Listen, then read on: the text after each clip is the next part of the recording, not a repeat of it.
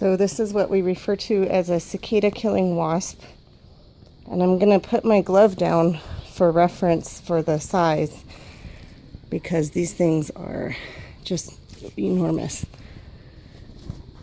So there's my glove, and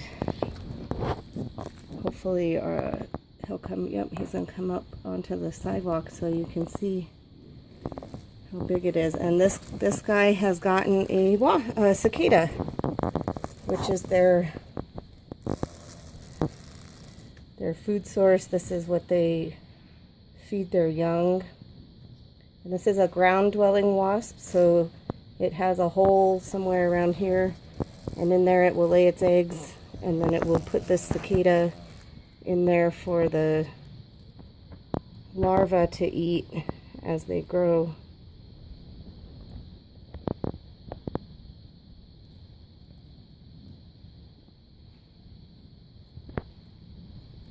This guy is so cool.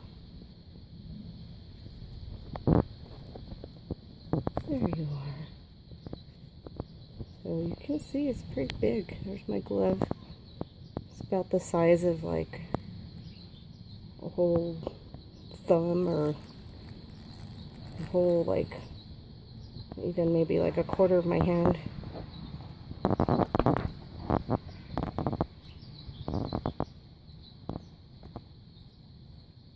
Guys are so cool. Hey, buddy. I just pulled a bunch of weeds, and I think he's confused.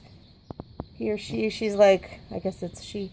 She's like, where is the entrance to my hole? You pulled all the weeds, and now I can't find my home. I can't pull all the weeds. I pulled some weeds. It's getting kind of mad.